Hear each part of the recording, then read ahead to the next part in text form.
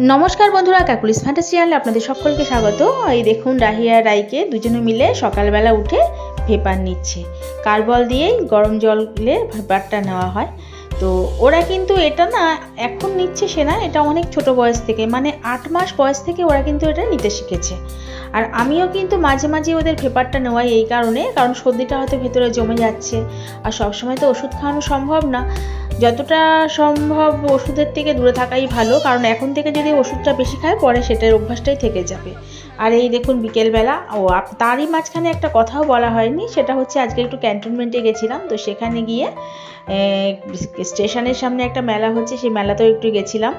মেলা থেকে ফিরে এসে দেখুন দুটোর কি অবস্থা। তার মধ্যে এত তাড়াহুড়ো করে চলে গেছি যে আপনাদের ভিডিওটা শেয়ারও করতে পারিনি। তো নেক্সট টাইম যখন যাব অবশ্যই মেলার ভিডিও আপনাদের সামনে নিয়ে আসবো। আর ও দিরুন তো ওখানে বসে সবজি কাটছে, কারণ রাতের বেলা শিউলিকে ডাকিনি। এখন প্রায় 9:30 তো হবেই রাত। এবার দিরুন আবার বাড়ি চলে যাবে। এই দেখুন, দেখেছেন আমার পার্স নিয়ে, দেখুন আমার পার্সটাও ওদের কাজে লাগবে। মানে এত আকাম যারে বলে, উফ এত করে কি বলবো। আর একেতে তো সারাদিনই আমি কাজ করে পুরো নাজেহাল অবস্থা। তার মধ্যে আপনাদের সামনেও আসছি মাঝে মাঝে ব্লগ নিয়ে। আবার একটা কিসের প্যাকেট নিয়ে দুই বোন মিলে শুরু হয়ে গেল। এরা কিছু না কিছু একটা হাতে চাই এদের, আর একটা নিয়েই দুজন মিলে কারাকারি। দেখুন যত ঝগড়া ওই একটা জিনিস নিয়েই, এত কিছু থাকতেও সামান্য একটা প্যাকেট নিয়ে, একটা কি বলবো পেন নিয়ে, এগুলো নিয়ে ওদের মারামারি। আর এই দেখুন পুতুলগুলো, এগুলো ওদের মেলায় গেছিলাম সেখান থেকে কিনে আনা হয়েছে। তো সেগুলো আমি পরে দেখাবো ওখানে, যে আজকে সারাদিনে কি কি কেনাকাটা করলাম সেটা।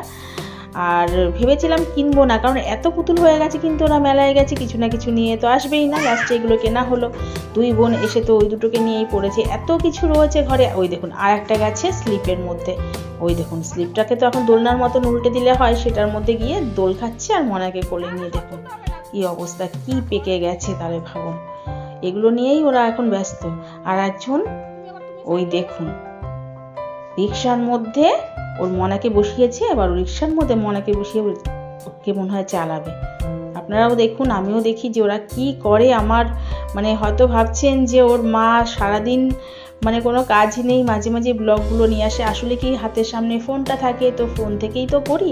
আমি এখনও সেভাবে ক্যামেরা কিনে উঠতে পারিনি। ইচ্ছে ছিল যে ব্লগ ক্যামেরা কিনবো, কিন্তু কি করব বলুন তো, এত খরচ দুজনে যে চালাতে পারছি না। তার মাঝখানে ভ্যাকসিন রয়েছে এদের, সেখানে একটা বিশাল খরচ। তারপরে দুটো বাচ্চা, ডাইপার থেকে শুরু করে যাবতীয় খরচ, বাচ্চার পেছনে এত খরচ।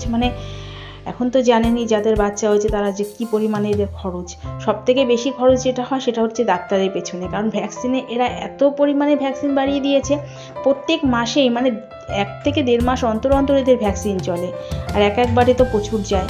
যাই হোক, অনেক কথাই শেয়ার করলাম, চলুন রান্নাটা দেখি। এই যে ডাল করেছি একটু, কিছুই না, ওই পেঁয়াজ আর রসুন দিয়ে হালকা একটু ডাল করলাম। আর এই আলু সেদ্ধটা করেছি, এটা দিয়েই আলুর চোখাটা করলাম। আলুর চোখাটা না অনেক কিছু দিয়েছি জানো তো, টমেটো, পেঁয়াজ, মটরশুঁটি, খুব দারুণ লাগে। একদিন করে খেয়ে দেখবেন, দারুণ লাগে। টমেটো দিয়ে তো খুবই ভালো লাগে। ডালটাও প্রায় ফুটে গেছে, যাই হোক নামিয়ে রাখবো। এবার দেখুন কি কি কিনেছি সেটা একবার দেখুন। আজকে সকালবেলা মামাআর্থের একটা প্রোডাক্ট নিয়ে এসেছি। আমাদের সামনেই এক দোকান আছে, সেখান থেকে। এটা হচ্ছে ওদের, আর যেটাকে বলে বডি ওয়াশ। এর আগে অনেকগুলোই কিনেছিলাম। আর এই ক্লিপটা কিনে দিয়েছে ওর সোনাবা মেলা থেকে। তবে একটা কথা বলে রাখি, আর এই যে পুতুল দুটো দেখুন, যেটার কথাতে আসছিলাম, সেই মামাআর্থের প্রোডাক্টটা কিন্তু ছোট বাচ্চাদের জন্য খুব ভালো, জানেন তো, বড়দেরটাও খুব ভালো। আমি কিনেছি, ইউজ করেছি, খুব ভালো। এবার এই দেখুন, দেখেছেন ওর দিদুন তো চলে গেল, দিদুন আর সোনামা চলে গেছে। তার মধ্যে দেখুন এরা শুরু করে দিয়েছে। একটা জলের বোতল নিয়ে সেই জল থেকে ওই দেখুন হাতের মধ্যে ঢালছে, আর ওটা দিয়ে ওই দেখুন মুখের মধ্যে দিচ্ছে। দেখেছেন কি বুদ্ধি। আমি যতভাবে এদের জল থেকে দূরে সরিয়ে রাখবো, ততই এরা জল নিয়ে খেলবে। আর এই খেলতে খেলতে ঠান্ডা লাগিয়ে ফেলে, এই করেই সর্দি কাশি। ওয়েদারটা এমনিই চেঞ্জ হচ্ছে, কিছু করার নেই। তার মাঝখানে আমার রান্নাও রয়েছে, যাই রান্নাঘরটাও একটু দেখে আসি। এই সবে পেঁয়াজ টিয়াজ কষাচ্ছি, আর এদিকে হচ্ছে মাছের ঝোলটা, আর এই মাংসটা বসাবো। পেঁয়াজ কষিয়ে নিলাম, তো মাংসটাও হয়ে গেছে। যাই হোক, আজ তবে এই পর্যন্তই।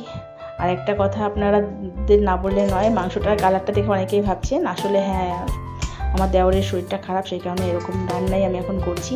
যাই হোক, রাখছি তাহলে। এরপর নিয়ে আসছি নতুন ভিডিও। নমস্কার।